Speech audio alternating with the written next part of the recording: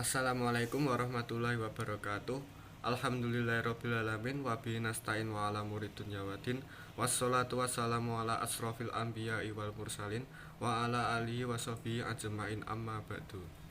Yang saya hormati Bu Is, selalu dosen pengampu mata kuliah IPA, dan teman-temanku yang saya sayangi. Pertama-tama marilah kita panjatkan puja dan puji syukur kehadirat Allah Subhanahu wa Ta'ala yang telah melimpahkan rahmatnya sehingga kita bisa berkumpul di kelas. Tidak lupa sholawat serta salam kita curahkan kepada Nabi kita Nabi Muhammad SAW. Semoga di hari kiamat nanti kita bisa mendapatkan syafaatnya, amin. Adapun topik yang akan kami bahas adalah zat dan perubahannya. Perkenalkan, nama saya Anim Falahuddin yang akan bertugas sebagai moderator pada hari ini. Saya akan membimbing jalannya diskusi ini. Adapun anggota kelompok saya adalah Haya, Elisa, dan Zia.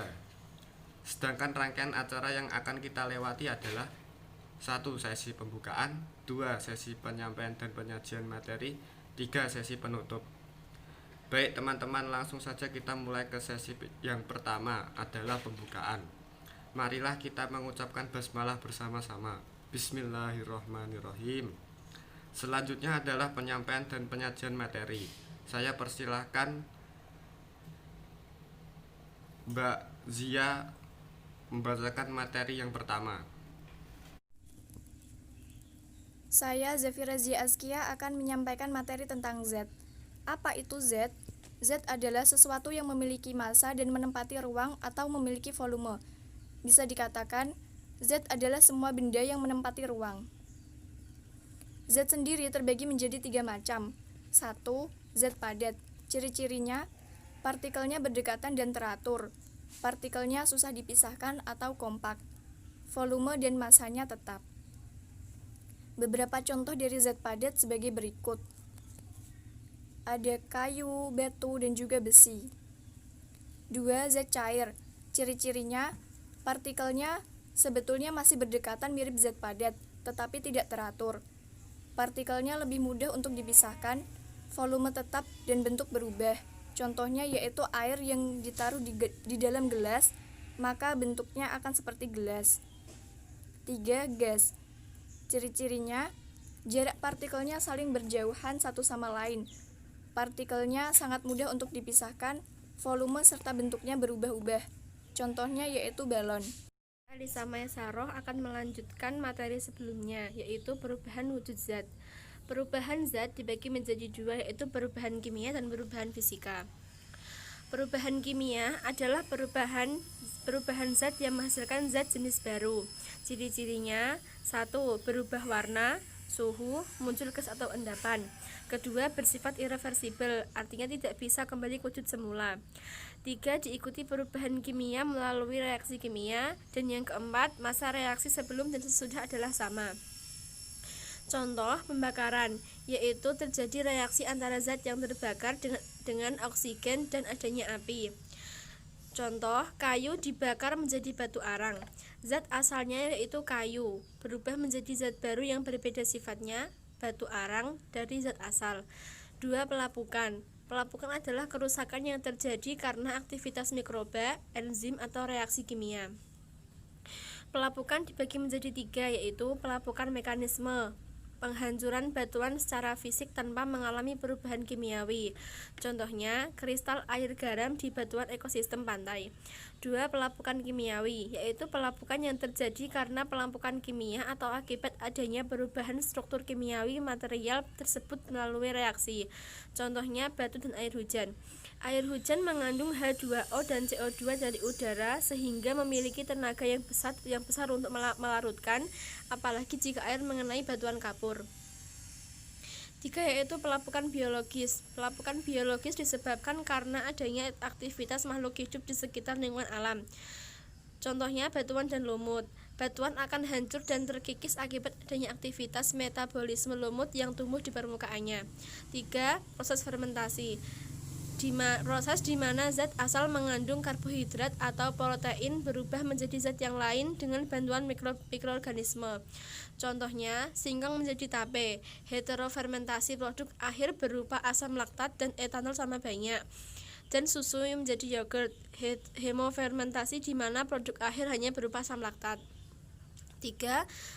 Pengkaratan atau korosi, yaitu kerusakan degradasi logam akibat reaksi redoks antara suatu logam dengan berbagai zat lingkungannya yang menghasilkan senyawa-senyawa yang tidak dikehendaki. Contohnya pengkaratan pada besi. Perubahan fisika adalah perubahan yang tidak menghasilkan zat jenis baru. Ciri-ciri perubahan fisika: 1. Berubah wujud. 2. Disebabkan gaya dan suhu.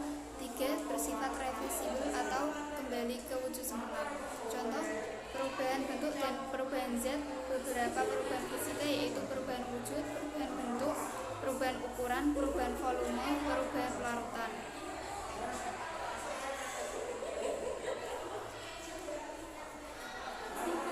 Perubahan fisika karena wujud. Siklus perubahan zat sebagai berikut, bisa dilihat pada gambar. Membeku yaitu perubahan cair menjadi padat atau biasa terjadi karena adanya suhu yaitu pendinginan. Contoh, air menjadi es. Mencair yaitu perubahan padat menjadi cair, atau jika pembekuan dipengaruhi suhu yang dingin, maka proses pencairan dipengaruhi suhu yang tinggi. Contoh, lilin yang mencair. Menguap yaitu perubahan cair menjadi gas. Contoh, air menjadi uap, atau air yaitu air yang dimasak ketika mendidih akan mengeluarkan uap. Menyublim yaitu perubahan gas menjadi cair. Contoh, air embun yang ada di rerumputan dan dedaunan pada pagi hari berasal dari uap air yang ada di udara bebas. Suhu udara yang mengandung uap air lebih hangat sedangkan suhu rumput dan dedaunan lebih dingin. Hal itu menyebabkan uap air yang ada di udara bebas mengembun ketika menyentuh daun dan rumput.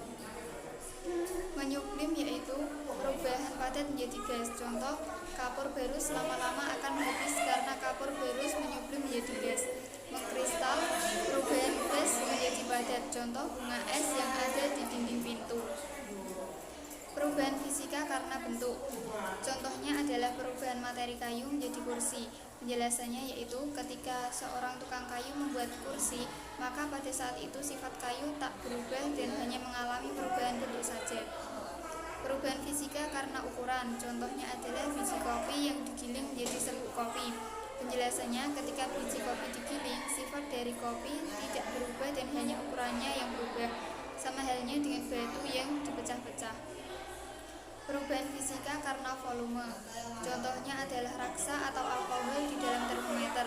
Penjelasannya yaitu raksa dalam termometer yang akan memuai jika menyentuh permukaan yang panas sehingga dapat digunakan sebagai pengukur suhu. Perubahan fisika karena pelarutan. Contohnya adalah pembuatan teh atau kopi. Penjelasannya yaitu serbuk kopi atau teh yang dicampurkan air panas akan larut. Wujud teh atau kopi juga akan berubah, namun tetap dalam wujud serbuk teh atau kopi jika dilakukan pemisahan. Saya akan melanjutkan materi yang disampaikan oleh Haya. Perubahan fisika karena bentuk. Contohnya adalah perubahan materi kayu menjadi kursi. Penjelasannya, ketika seorang tukang kayu membuat kursi, maka pada saat itu sifat kayu tak berubah dan hanya mengalami perubahan bentuk saja. Perubahan fisika karena ukuran. Contohnya adalah biji kopi yang digiling menjadi serbuk kopi. Penjelasannya, ketika biji kopi digiling, sifat dari kopi tidak berubah dan hanya ukurannya yang berubah. Sama halnya dengan batu yang dipecah-pecah. Perubahan fisika karena volume. Contohnya adalah raksa atau alkohol di dalam termometer. Penjelasannya, raksa dalam termometer yang akan memuai jika menyentuh permukaan yang panas sehingga dapat digunakan sebagai pengukur suhu.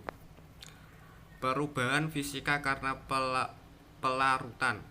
Contohnya adalah pembuatan teh atau kopi. Penjelasannya, serbuk kopi atau teh yang dicampurkan air panas akan larut.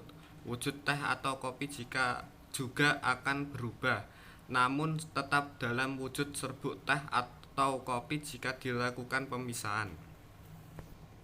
Demikian tadi presentasi kelompok kami. Mari kita mengucap alhamdulillah. Alhamdulillahirabbil alamin. Saya sebagai moderator mohon maaf atas kekurangannya dan terima kasih untuk perhatiannya. Wassalamualaikum warahmatullahi wabarakatuh.